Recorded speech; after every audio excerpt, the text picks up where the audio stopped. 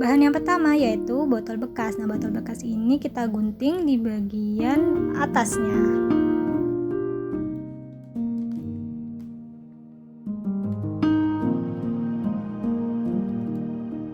Lalu rapikan bagian ujung yang tajam. Setelah itu siapkan 2 sedotan. Nah, satu sedotannya itu dibagi 2 dan dibentuk ujungnya itu runcing.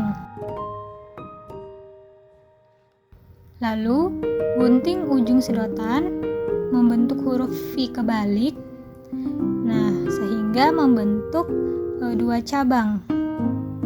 Satukan ujung sedotan dengan ujung sedotan sehingga membentuk cabang. Nah, cara menyatukannya menggunakan isolasi agar lebih kuat.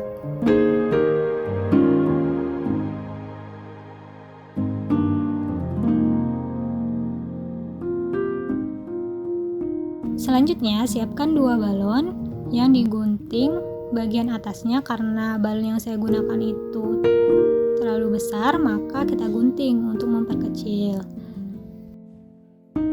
Lalu satukan balon dengan sedotan menggunakan tali rapiah sehingga tidak ada udara yang masuk selain di ujung sedotan.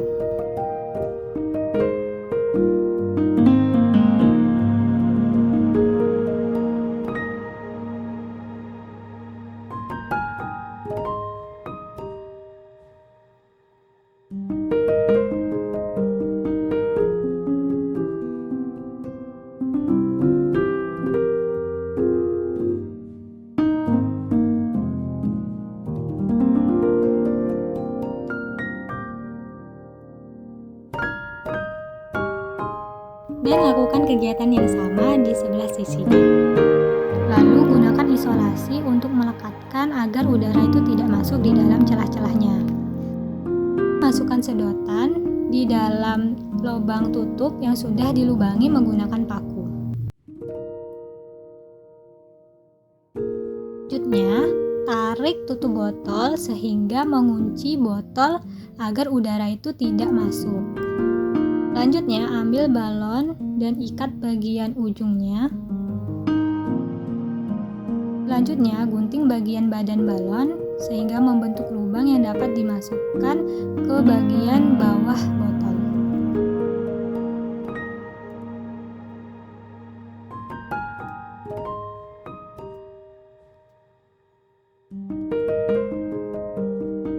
Gunakan plastisin agar mencegah udara masuk di dalam tutup botol.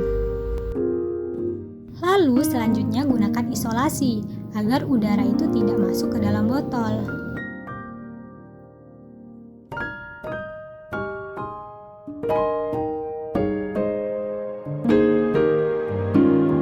Dan media pembelajaran alat aspirasi sudah siap. Warahmatullahi wabarakatuh. Nama saya Aditya Nur Halimah dengan NIM K71200007. Di sini saya akan menjelaskan mengenai produk yang saya buat menggunakan alat-alat sederhana, yaitu replika paru-paru. Nah, terlebih dahulu saya akan menjelaskan terkait bagian-bagian yang diibaratkan seperti manusia atau seperti aslinya. Nah, yang pertama itu ada bodinya, teman-teman. Nah, ini diibaratkan seperti tubuh manusia, seperti tubuh kita. Nah, yang kedua itu ada ujung botol. Nah, maksudnya ujung sedotan. Nah, ujung sedotan ini diibaratkan seperti rongga hidung kita untuk menghirup udara atau menghempaskan udara. Nah, selanjutnya ada panjang sedotannya ini. Nah, panjang sedotannya ini diibaratkan sebagai tenggorokan manusia.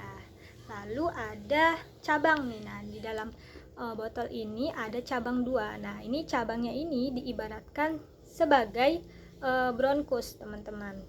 Nah, di cabang ini terdapat 2 balon berwarna krem. Nah, mohon maaf sebelumnya ini mungkin terlalu besar karena keterbatasan alat dan bahan. Nah, ini 2 balon ini diibaratkan sebagai paru-paru manusia. Lalu ada balon di bagian bawah ini ya, teman-teman. teman-teman. Nah, ini diibaratkan sebagai diafragma. Nah, di sini saya akan menjelaskan proses respirasi pada manusia atau proses pernafasan pada manusia. Itu yang pertama ada dua proses. Yang pertama itu ada inspirasi, yang kedua yaitu ekspirasi. Nah, apa sih perbedaan dari kedua proses tersebut? Nah, yang pertama, kalau inspirasi itu adalah proses masuknya udara yang ada di luar itu masuk ke paru-paru melalui rongga hidung. Nah, kalau ekspirasi itu kebalikannya teman-teman, yaitu mengeluarkan mengeluarkan karbon dioksida yang ada di dalam tubuh kita. Lalu langsung saja saya jelaskan terkait inspirasi. Dari alat peraga yang saya buat ini diibaratkan sebagai tubuh manusia. Proses inspirasi itu yang pertama, udara masuk melalui rongga hidung, melalui ini ya teman-teman, ujung sedotan ini. Nah, udara masuk ke tenggorokan, lalu masuk ke paru-paru. Nah, ketika hal tersebut terjadi, maka diafragma dan otot dada itu akan berkontraksi. Nah, berkontraksinya seperti ini. Balon yang ada di bawah ini diibaratkan sebagai diafragma. Jadi ketika hal tersebut terjadi, diafragma berkontraksi, maka kita tarik ya teman-teman.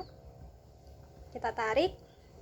Nah, maka udara yang ada di luar itu akan masuk. Nah, ketika sudah masuk, maka paru-paru akan mengembang. Nah, seperti ini.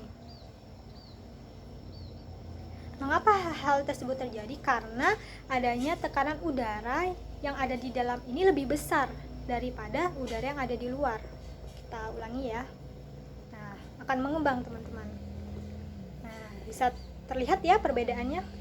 Selanjutnya, proses ekspirasi. Nah, proses ekspirasi itu adalah proses melepaskan karbon dioksida, kebalikan dari inspirasi.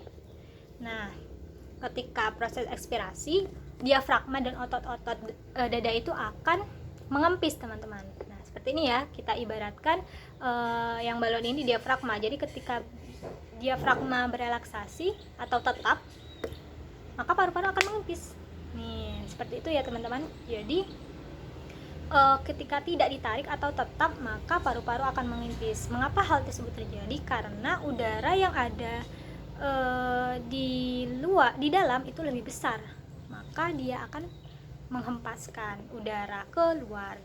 Jadi seperti ini, inspirasi, ekspirasi, inspirasi, ekspirasi. Nah, demikian teman-teman penjelasan mengenai respirasi pada manusia, semoga dapat dipahami. Mohon maaf apabila terdapat kesalahan dalam penyampaian maupun konsep yang saya pahami. Terima kasih atas perhatiannya. Wassalamualaikum warahmatullahi wabarakatuh. Selamat belajar teman-teman.